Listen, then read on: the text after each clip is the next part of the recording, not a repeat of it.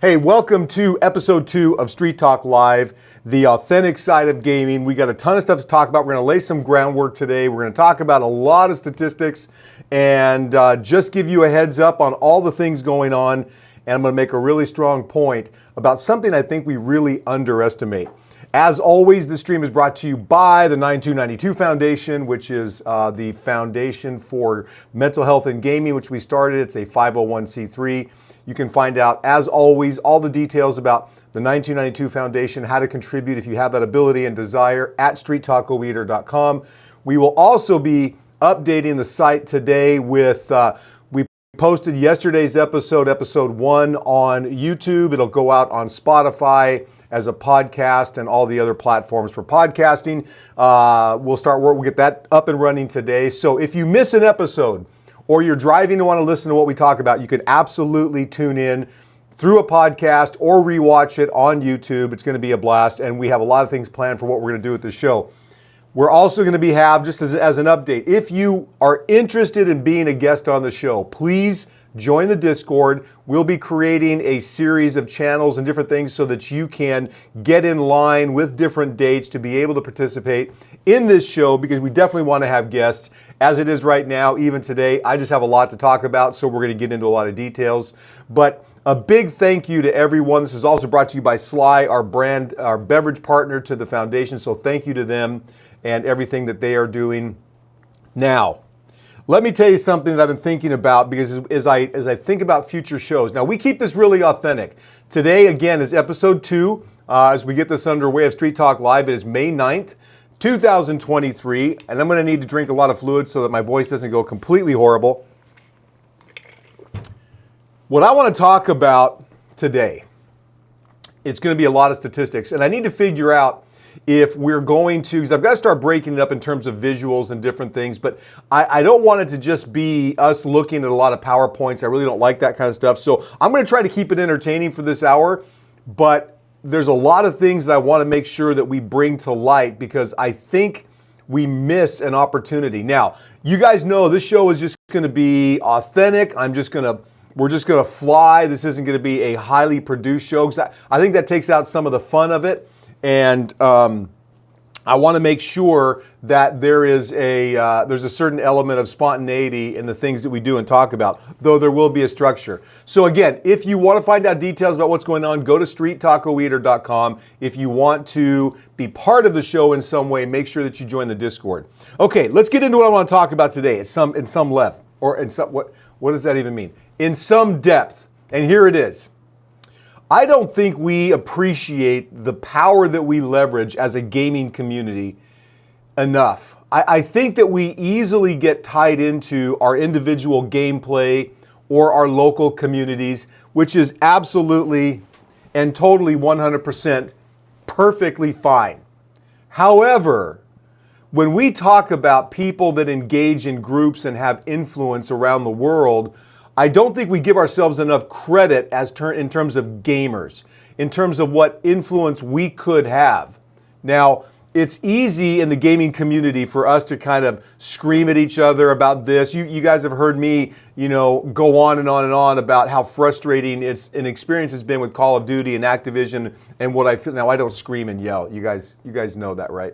I don't scream and yell. But that being said, I do feel very strongly about certain things, but I don't feel like I have a collective power to be able to really do something about it. Now, a large portion of everything that we do is about mental health and emotional well-being in gaming. You know that all the principles that we talk about are always at the foundation of everything that we do, and that is a place to belong, people to connect with, skills to develop, and kindness. Now, but there's a collective power that we're going to talk about today that I think we're undervaluing and underestimating.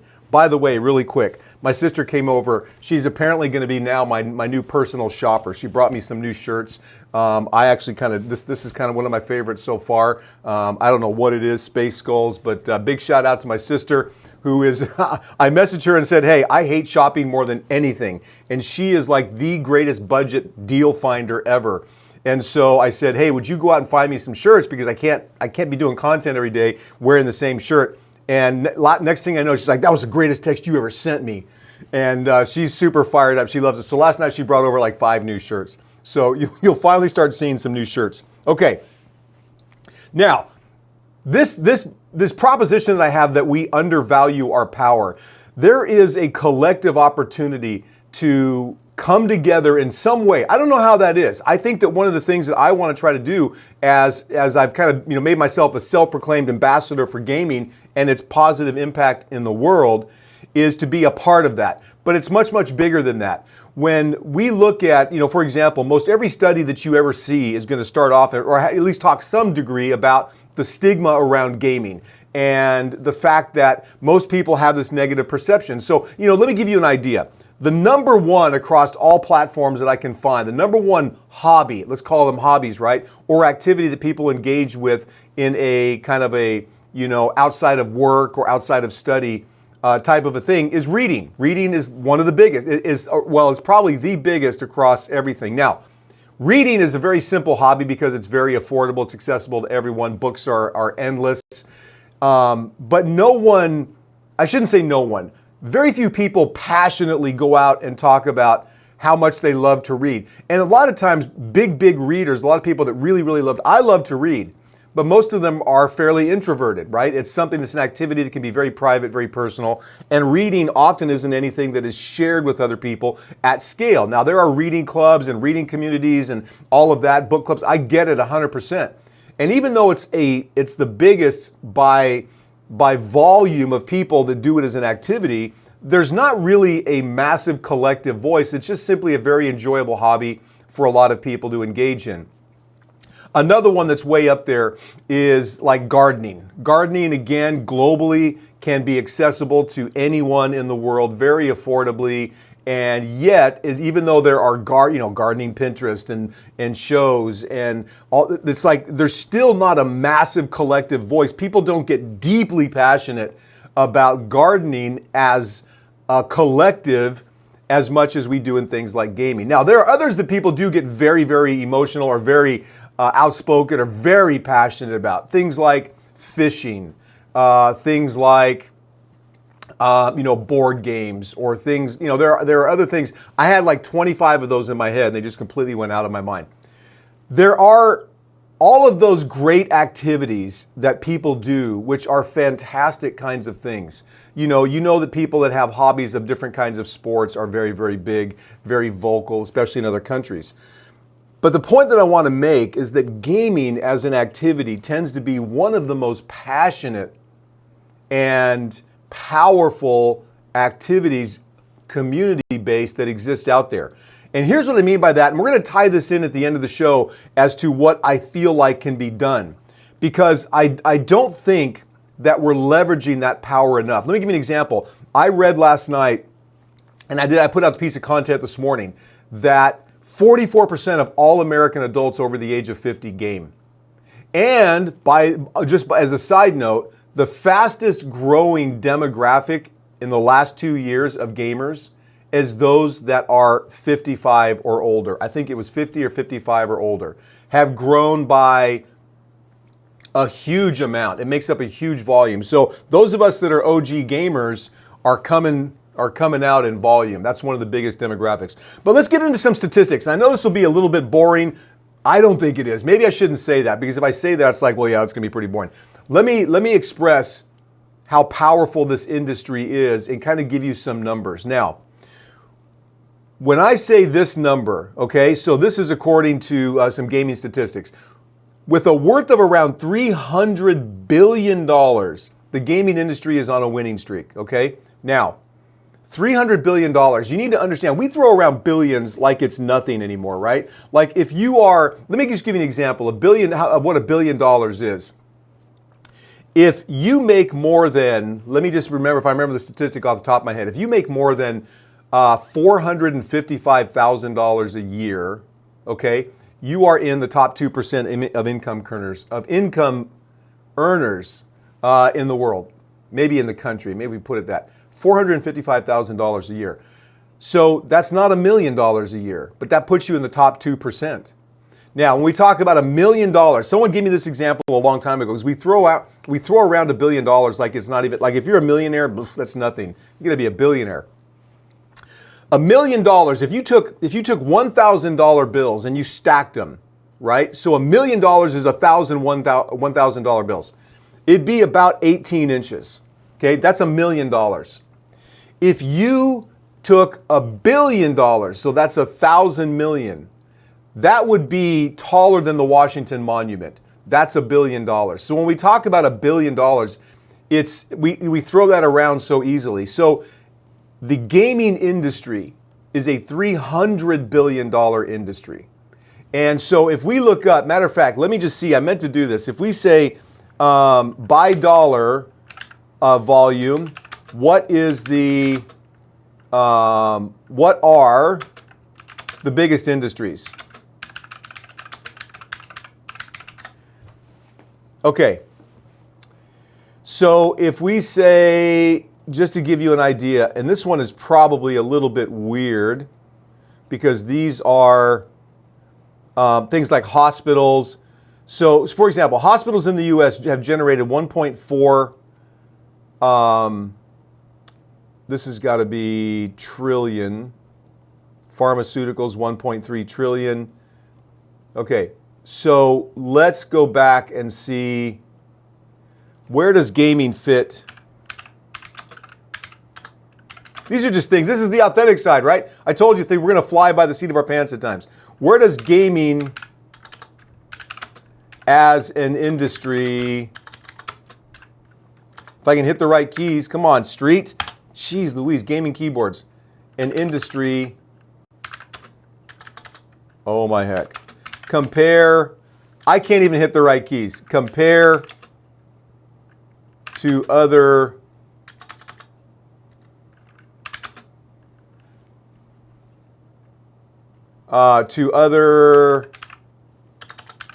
industries by dollar volume. Okay. Let's see what this says. Now, this is about 5 months old. So today's gaming is a category in the entertainment industry revenues that far exceed those of both film. Okay, so gaming, just to give you an idea, gaming exceeds by dollar volume both the film and music industries combined. Okay, to give you some idea. It's perhaps no secret that the video games have outgrossed movies for a significant period of time now. Around 2012, 2013, the amount of revenue made by the industry and the total started outpacing of Hollywood. So here's Call of Duty Black Ops 2 made $1 billion in only 15 days. As compared to James Cameron's Avatar, the highest grossing movie of all time, released needed 17 days to hit the same figure. Grand Theft Auto 5 started its ascent to the top, costing $266 million to make. It made $800 million in the first 24 hours. Okay? When you start to make these comparisons industry-wise, you begin to realize that this is significant in the impact that we have in the way that we consume. This isn't a small kind of this niche hobby type of a thing. Not only do we spend money as gamers, but we spend money quickly and ravenously, okay? And we'll get into some of that other stuff here as we go on as well. Okay, let's get into some other statistics so we can base this kind of premise that I want to make about the power of gaming that I think we're kind of underestimating as a community. 83% of video game sales happen in the digital world. So the vast majority of things that we buy, obviously it makes sense, right? We're buying them through our gaming experience or another digital platform. In 2021, the consumer spending in the video gaming sector was $60.4 billion, okay? Around 85% of all gaming revenue comes from free-to-play games. You think about that. We're going to do a whole episode on free-to-play in the future. We're going to talk about that model and how powerful a model I think it is just for business in general. Okay, now get this. Now these we get into some crazy things that we do. There were around 14.1 billion mobile game downloads in the first quarter of 2021. 14 billion mobile game downloads in the first quarter of 2021.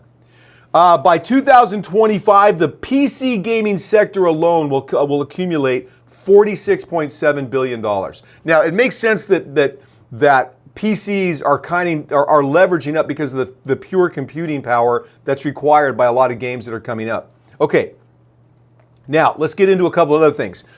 You've heard me say this, about 3 billion people worldwide play video games, okay? As to give you some example, in 2015, 2.03 billion people gamed. Now, that went up to 2.17 the next year, 2.33 the next year, 2.49 the next year. Now, when we got into 2020, when the pandemic hit, you'd think there'd be this massive jump, and it was a pretty decent jump, but it's continuing to grow at that same pace. By 2021, there were 2.96 billion active gamers. By 2022, 3.09. As of right now, in 2023, 3.22 billion active gamers. Now they're expecting in 2024 that'll go to 3.32. So over the course of 8 years, the gaming community has gained 1 billion people. There are only roughly 8 billion people on the planet. You're talking about 1 billion people were added in 8 years to gaming. If you don't think we have a massive, massive community, then I don't know. You've got your head in the sand or something. All right, let's keep going on. 6 in 10 gamers played online multiplayer games more frequently during the pandemic, which makes sense, okay? The pandemic brought in a lot of, people can get into a lot more games of those kinds. Okay. Online gaming audiences will surpass 1.3 billion people by 2025. So 1.3 billion people are playing online games, okay? Let me give you some background on this so that you kind of know the demographics, because sometimes we get really locked into just the US, right? This would mark a surge from around 1 billion currently. China, Japan, and South Korea are leaders in this category with the highest segment of gamers out of the entire population, okay? So from PC and consoles, we came to the intersection where MMOs are taking over. If you don't know what that is, I mean, obviously this audience does massive multiplayer online games. And it's a boom has been happening since 2010s. Okay, now get this. This is what I mean. And I'm trying to lay this foundation. I hope you guys see this. I'm trying to lay this massive foundation for what we bring to the table as a community and the power that we leverage. Okay, there are over, I didn't know this, by the way. I did not know this. There are over, are you ready? 50,000 games available on Steam. 50,000. I had no idea. 50,000 games available on Steam. Okay. We already talked about this one. 83% of video game sales happen in the digital world. Okay. These kinds of numbers are just incredibly shocking to me. Over 227 million people in the US play video games 1 to a few hours per week. Do you understand what that number means? That means that approximately, according to this, 74% of US households consist of at least one member who plays video games. According to video game statistics, roughly 76% of Americans under 18 and 67% of Americans, 60% of adults play games. Even 7% of people older than 65 play video games. 7% of people older than 65. Now I'm 60, so I'm in a different category, but do you realize that? Okay, so let's talk some demographics. Again, we want to talk about the scale and scope of what we actually have our hands on. Okay, 45%, now this is in the US, okay, we're talking the US now. 45% of gamers are female. 45%. Would you have thought that? Now the female gamers are like, well, yeah, of course. 55% are male. Around 63% of developers are creating games for PCs. Again, I think that just comes down to pure computing power of the sophistication of games that are coming. So let me just read this to you because it says it's kind of interesting. PC remains one of the most popular platforms for developers to make games for. Sony, however, is leading over Microsoft. There's an interesting thing. So there was a TikTok or some media press release that came out that the guy in control of Xbox is basically saying we've lost the war. They've lost the war to Nintendo and Sony in the console world. They're never going to catch up. And so there's a lot of, that's why some of these statistics are pertinent to that. For reference, 21% of developers create games for PS4 and over 22% do it for Xbox One. Gaming stats further show that 31% are working on games for PS5 in the context of the next generation consoles. Alternatively, more than 29% are working on Xbox Series, and it goes on and on and on.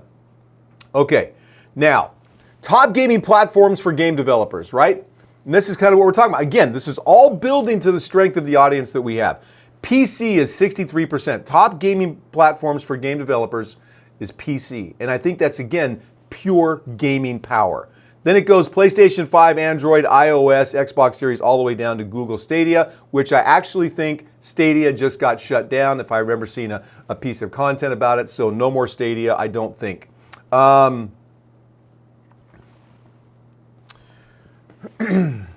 don't know. There's a whole thing in here about VPNs. I don't do anything with VPNs, so we'll just kind of move on. Okay. Now, let's get into some other statistics that again strengthen our position of what we're doing.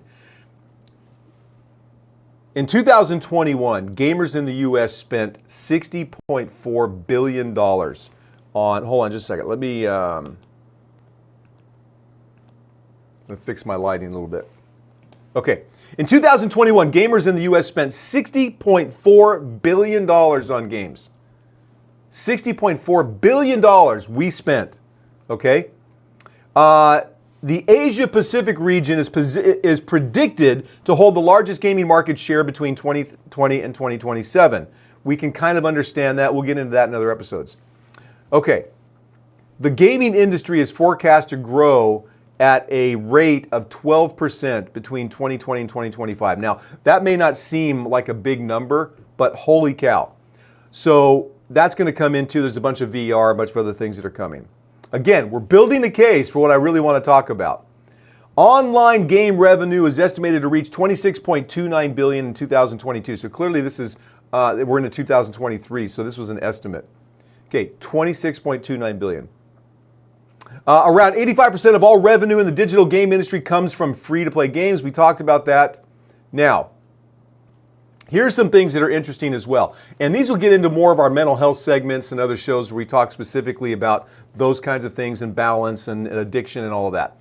About 22% of gamers spend around 61 to 80% of their time playing multiplayer online games. Between 1% and 10% of the population in North America and Europe suffer from internet gaming disorder. Now, again, we're going to get into all of these kinds of things as well as solutions as to how we can deal with it, okay? Mobile gaming. Now, we're going to really get into something here. Again, we're talking about, because when we talk in the US, typically we talk about PC gaming consoles, but it really, globally, it's a fairly expensive, venture. Let me give you an example. In Ghana, right? So I talk about Kwesi Hayford quite a bit. He's a great guy. He's the president of Esports Ghana, doing some amazing things there for economic development as well as STEM learning and all these things through esports. But the average median, or the median income in Ghana, monthly income in Ghana, I think is somewhere around $460. The median monthly income is around $460. So people, the opportunity to buy a game console is an entire month's income, right? So gaming is not completely accessible very easily. However, in most places in the world, people are beginning to more commonly have mobile or having smartphones, right? So there were around 14.1 billion mobile game downloads across both app stores in the first quarter of 2021. We talked about that, okay? Now, here's what gets to be really powerful, because again, this is a way to connect.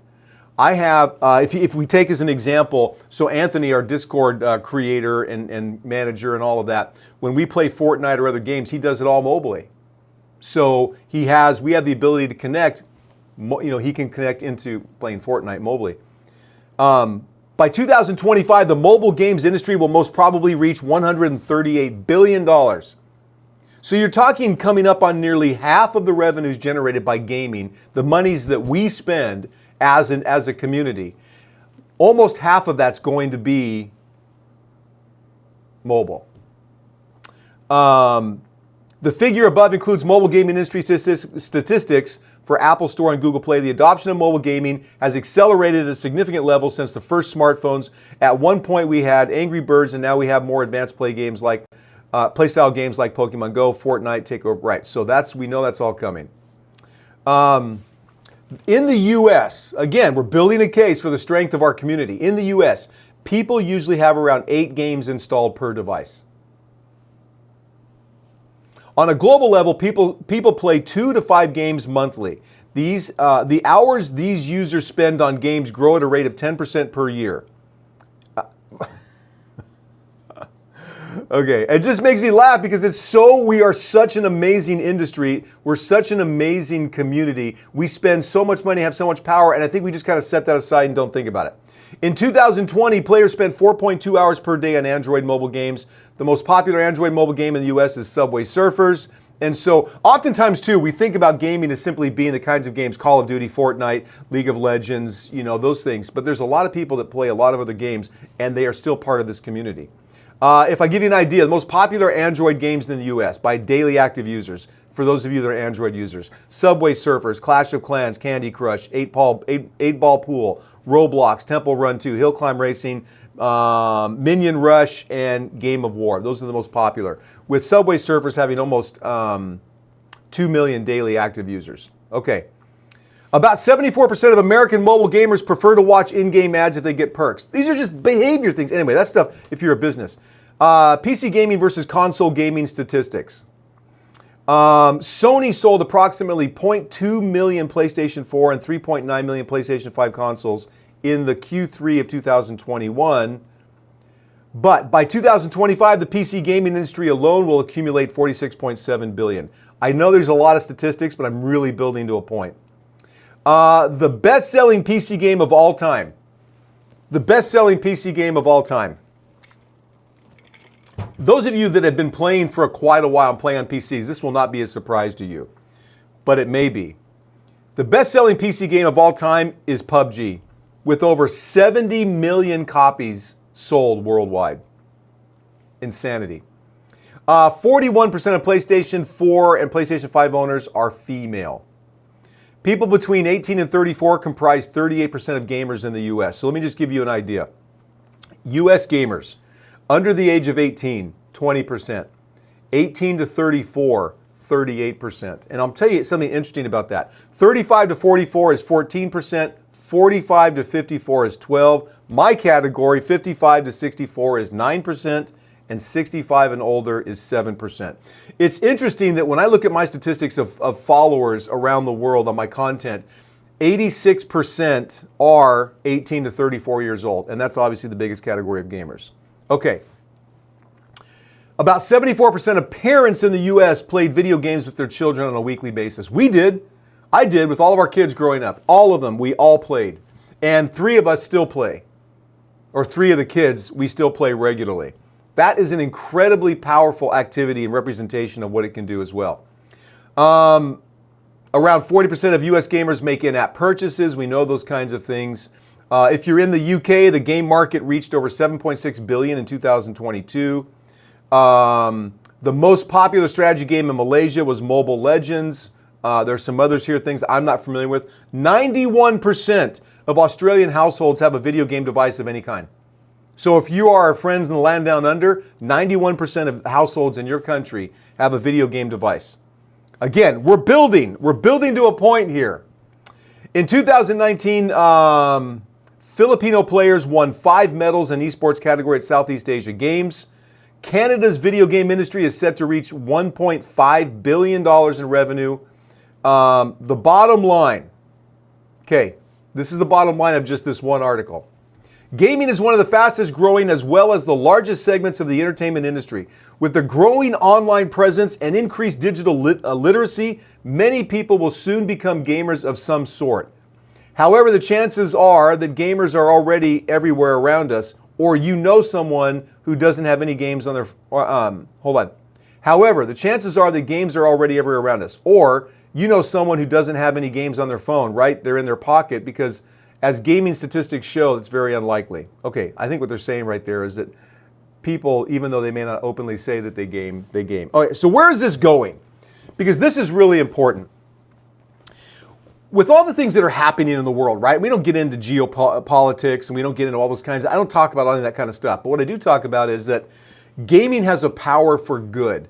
And we're representative of a massive body of people, but no one really comes together. Now, I don't have the answer as to how we bring people together.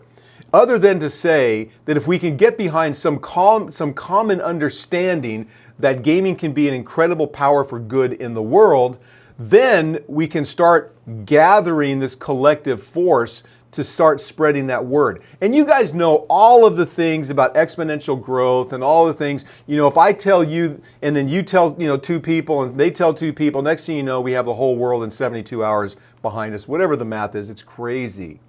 The point I'm making is that I don't think that we come together enough to stand up as a voice with all of the buying power that we have, with all of the influence that we have, with all of the eyeballs on attention to the things that we do. I think we're still very fragmented. There are so many things that we can influence. Imagine the general, and I think this will be a normal case within, let's call it maybe the next 15, 20 years, where gaming will be a fully not only respected and admired, but sought after activity for multiples of things. From learning, right? Like right now, my business partner and I in Next Gen Link are talking with, we have some contacts in Algeria, we have contacts all over the western or the southern states here, and companies, very, very large companies that we're talking to that are using technology in augmented reality, virtual reality, to be able to attract, retain, and develop talent. In-house training programs. There are so many platforms, so many things. I'm doing a presentation on Thursday talking about these subjects exactly. So there are so many things that gamers are having a major influence on that people don't even pay attention to. They just think, oh, well, you game, that's an incredible waste of time. And there aren't other industries that drive the kind of innovation that gaming does that we're a part of. Golfing doesn't drive the kind of innovation that we do. Fishing doesn't drive the kind of innovation. Gaming and our desire to have access to that, what we consider purely entertainment, is driving technological advancement faster than most anything else out there, because it requires from everything from hardware, chip manufacturing, all the kinds of things that go on, to the software development, to everything now, of course we have AI, is largely driven by what happens in the game world. A lot of the CG and a lot of the other things that happen in the movie industry advance because of gaming. So we have influence that we don't even pay attention to. And why is the influence there? Because we spend money. We spend money. And when you spend money and the attention is there, then people are going to develop things to be able to capture some of that. We spend way more money than people spend, even though more people in the world read as an activity than anything else, they don't spend near the money that we spend.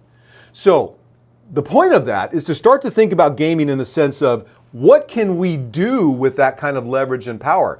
I don't know how we come together. Do we create some organization that says, hey, this is the voice of gamers? I don't know what that would be.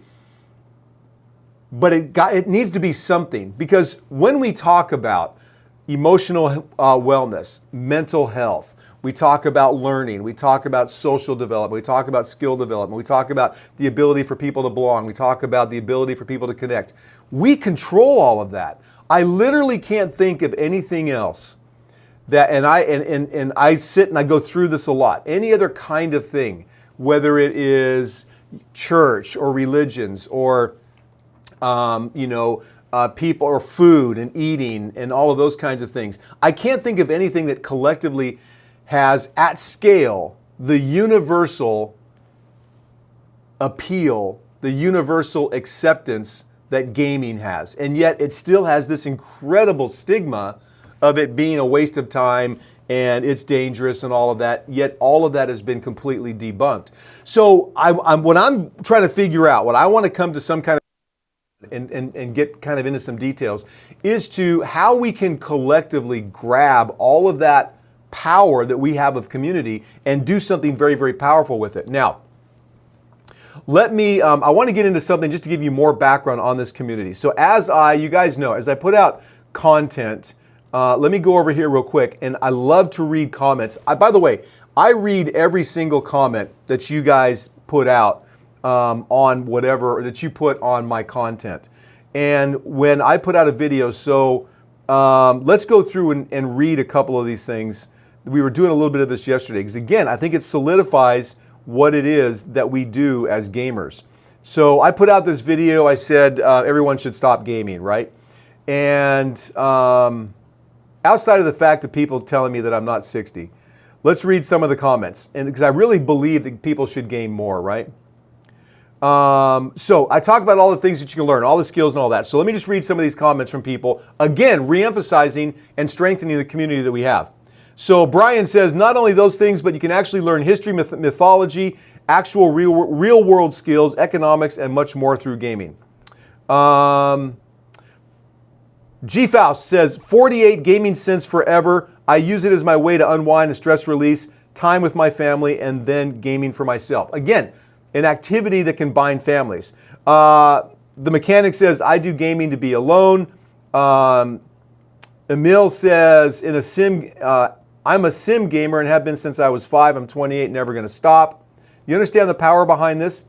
Mental Warrior Struggle says, the only way I'll stop gaming is if God says to, or I physically cannot. James says, exactly, I'm a very toxic person and now I have friends in League of Legends, people learning skills, right, to get past that. Jason says, trying to find, there's so many comments here. Some of them are just kind of really short. Michael says, it's things like this why I stream, to help people see these depths of what gaming can be, more than just typical COD, Minecraft, and Fortnite. Monmon says, I have this group of people that I game with, and it actually gave me a place to escape into. It's very therapeutic. Chaos says, 48, started years ago with Pong and still enjoy gaming today. Totally agree with you. Professor Nikki says, I'm 35, a university professor, and love gaming. You should do a video on the studies showing how surgeons game to perform better. Matter of fact, I'm going to respond. That is absolutely crazy. What we should do, I'm going to respond to her live right now. 100. I'm going to say, would love to have you talk about that. So we're just being authentic here, right? I'm telling you, we're live. Would love to have you talk about that sometime on my show. I told you I read every comment. StreetTalk live. Let's see. DM me if you would be interested. Okay. So that's Professor Nikki. Kyle says, my guy, you look amazing for your age. Okay, whatever. Chunky Pal says, 35, never going to quit.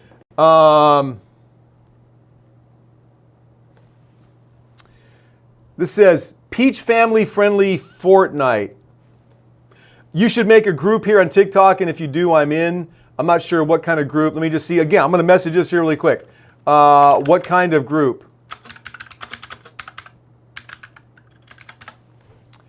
So we're reading messages and I'm actually responding to some right here, just to let you know. Brother, I'm a gamer from my childhood and that helped me to improve myself, my way of thinking and motivation. Gaming makes me happy and release my stress. McKay says, being single, gaming is how I keep my sanity. It makes me feel like I belong to something. Don't want to turn it to less healthy things to connect it to. Yep. Odin says, 100% agree. Playing games helps me with my severe anxiety. Can you help me relax? Can help me relax. Or it can help you relax after a long, hard day. I'm glad I can make my friends doing that. Some of these I think maybe in other languages. Couple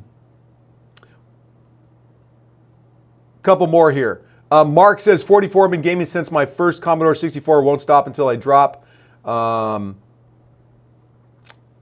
Joey says, no, don't stop gaming until you feel like it, and not when others feel like you should.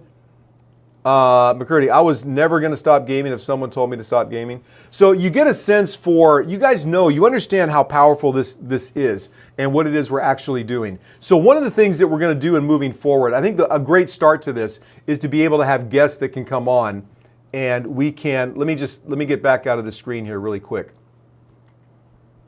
One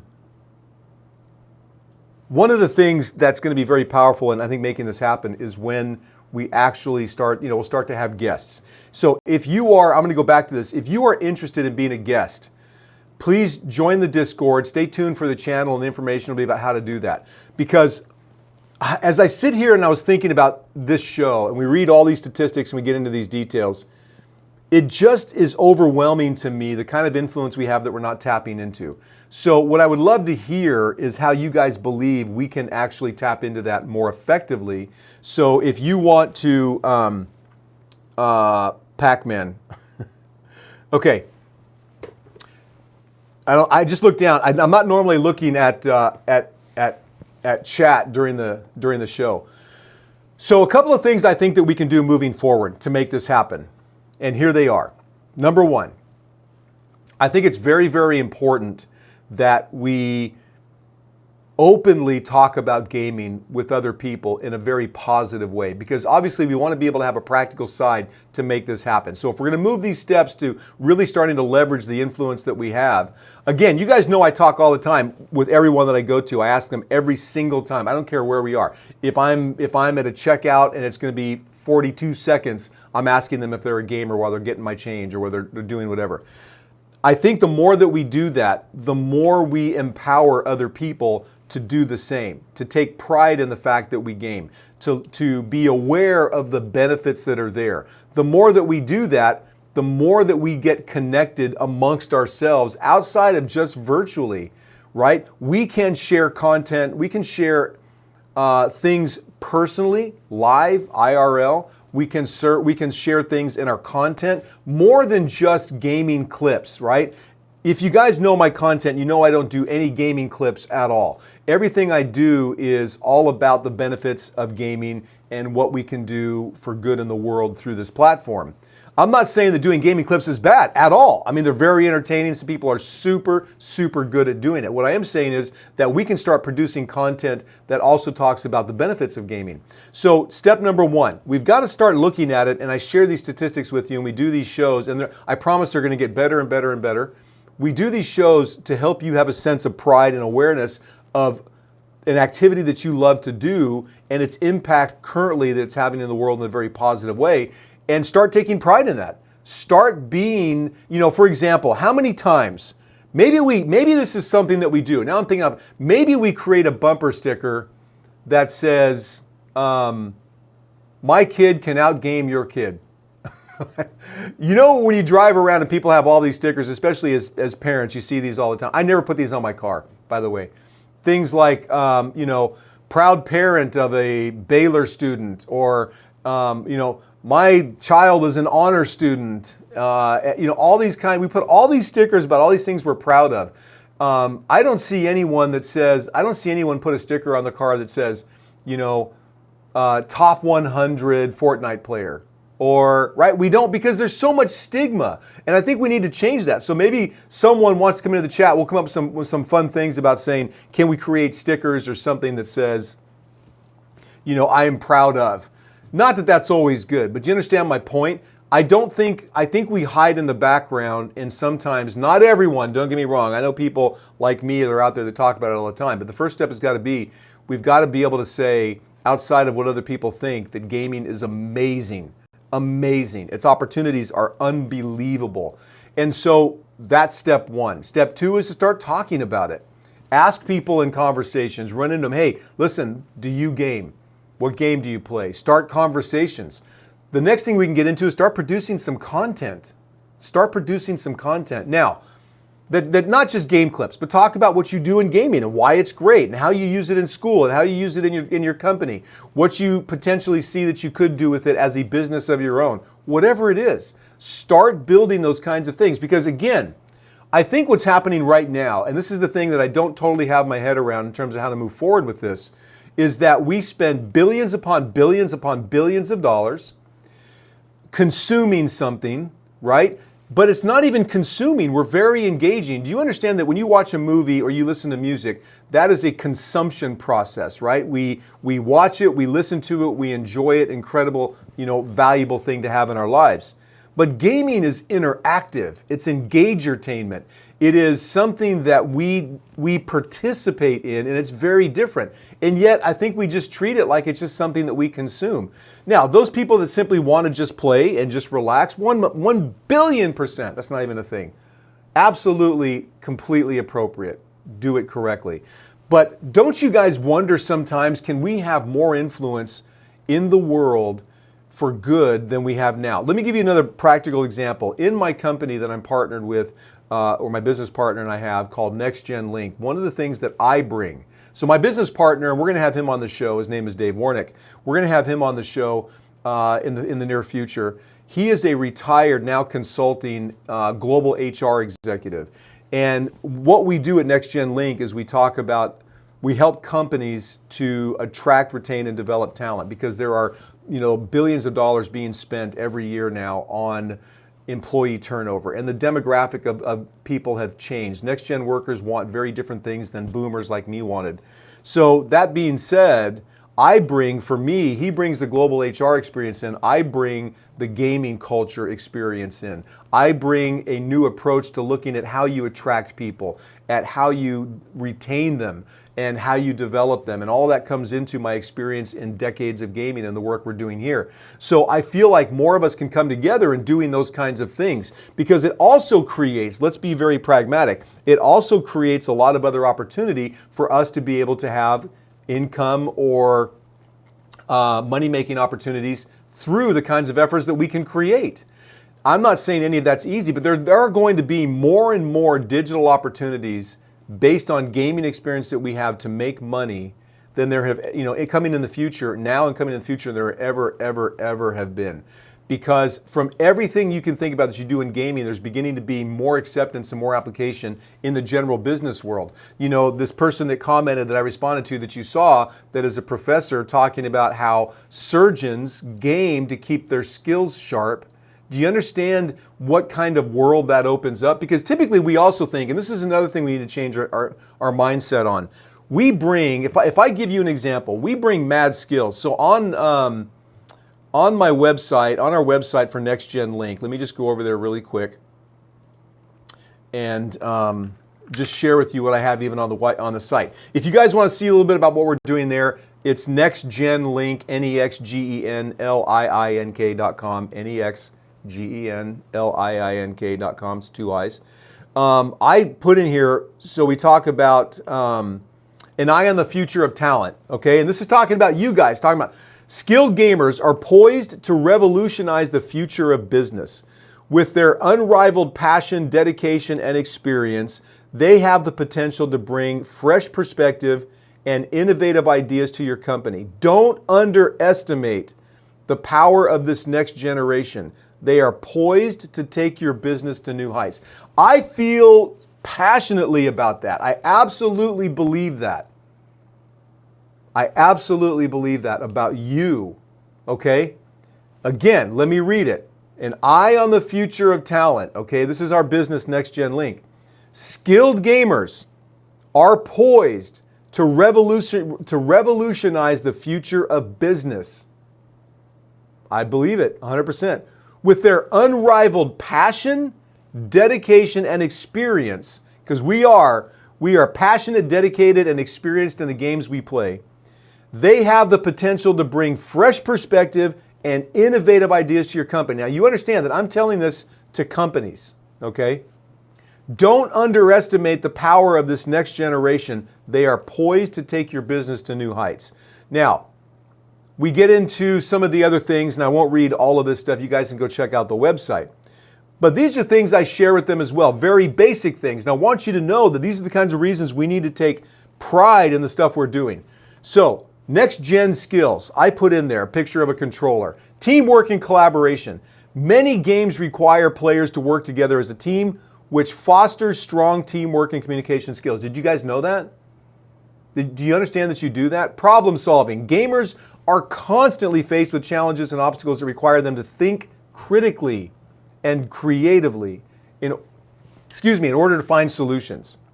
Time management. Gaming requires players to prioritize tasks, manage their time effectively, and stay organized in order to succeed. Adaptability and flexibility. Gamers are used to dealing with changing circumstances and are able to adapt quickly to new environments and situations. That's you guys. That is you guys.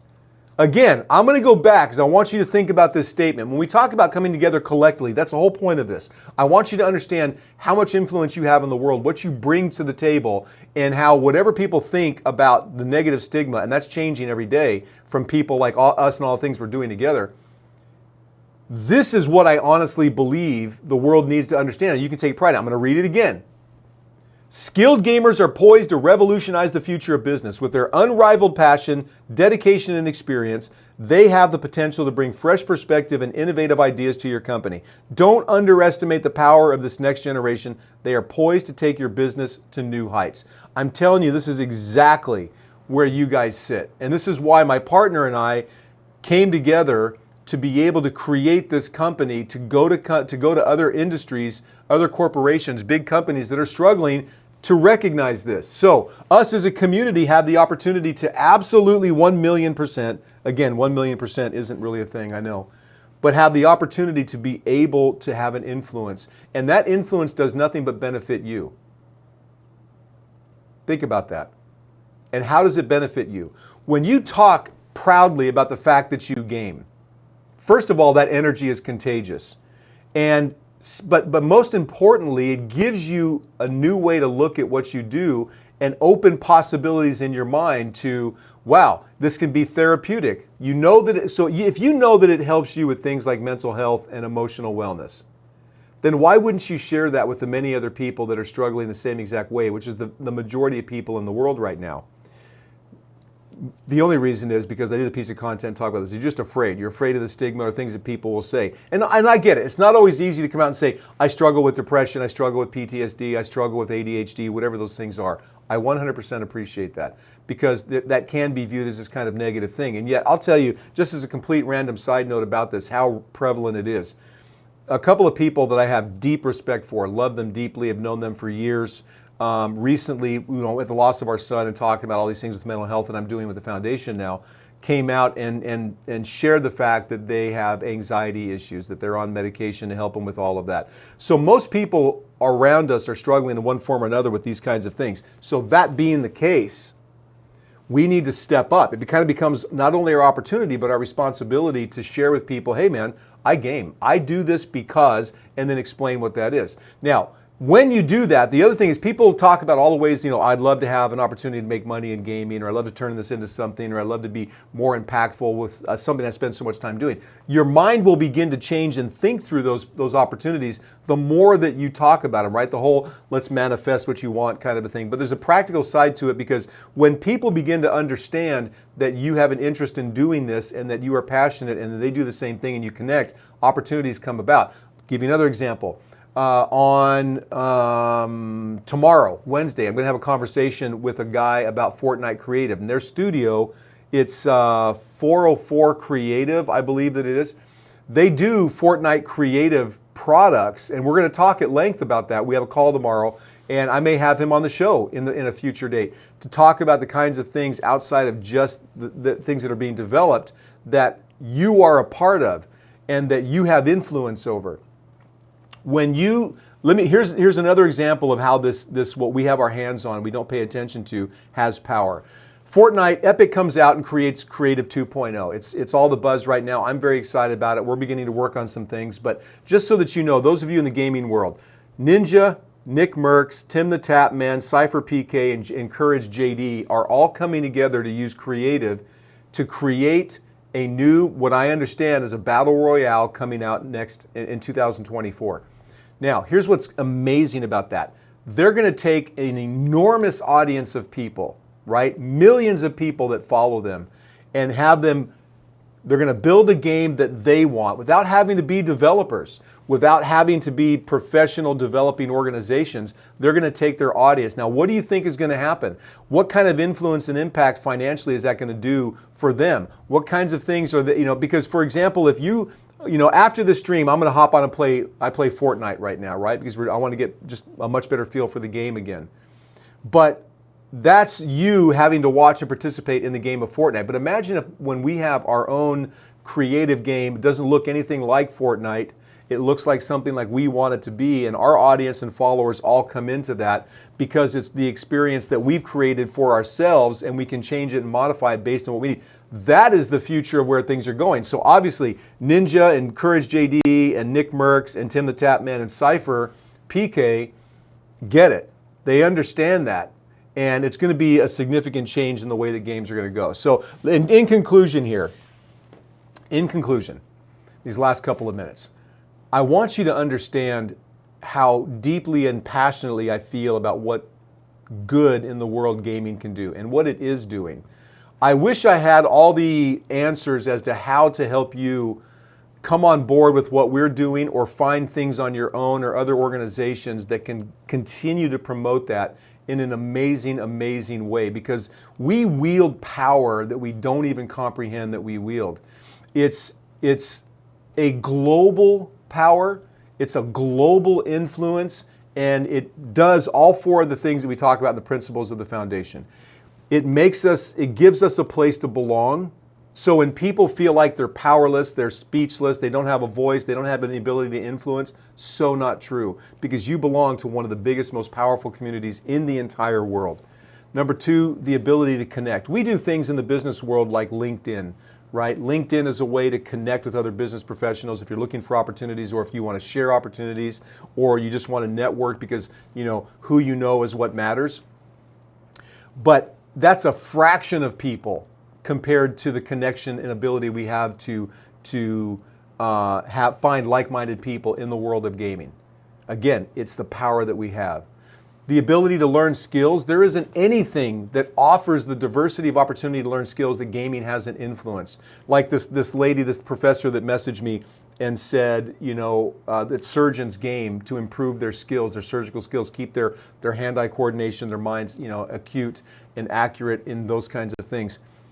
And then the end of it, and this is the one that is the thing that I think I am most passionate about in all four of those principles, and the hardest one to get across to people right now, but we can change it, and that's the kindness aspect. The world is an incredibly, incredibly, incredibly unkind place in general, and many of you that struggle with dealing with that understand exactly what I mean. The ability that we have in this collective power, the fact that we're connected, the fact that we belong, the fact that we can develop skills, should give us a level of appreciation and desire to be kind in that, to keep it going. I think what we see, and one of the things that I get most commonly, I rarely get negative commentary anymore in any of my stuff, because I think people understand what it is that I'm trying to do here and that we're doing together. But if they do say something that haven't been in this game or this lobby or this experience, and I would say, well, I have actually. But it doesn't mean that we can't step up and be kind. So in all of these efforts, what I want you to come away with in this episode is the understanding that you, as much as you feel maybe alone or powerless, are in fact part of something that is the most, as far as I can figure in my mind, the most collectively powerful community that exists on the planet. And despite all the old ridiculous negative sentiments or critics or stigmas that come along with it, it doesn't matter, because we know. What I want you to do is feel empowered by that as we move forward, because this is an opportunity to change the world for the better. If you've ever thought to yourself, I don't like the way things are going, now you have a power to do that. If you want to know more, go to StreetTalkLeader.com. We have a lot of changes coming. This is going to be an evolving show. We're going to start having guests. If you're interested, again, join the Discord. There'll be information there on how to become a guest. Please DM me. Please share. Please subscribe to the YouTube channel. If you are looking to see reruns of the shows, the podcast will be available coming soon. I'll get the first one out tonight. And then the first episode is up on YouTube now, so you can watch the other shows. You can go back while you're driving or relaxing, and they're going to get better and better and better. I just had to get these going. I shouldn't apologize. I am super passionate about this. I think this is going to be a lot of fun. But in the end, I want you guys to know you are absolutely in the right place at the right time, because we are doing the right thing, and you are 1,000,000% of a part of it. You are loved. You're appreciated, you're admired and respected, and if by no one else, by me, but I know by millions of others. So, join the cause, let's get going. Let's wield this power for good in the world, and let's absolutely save lives through gaming as we do the kinds of things that we simply love to do. So I will see you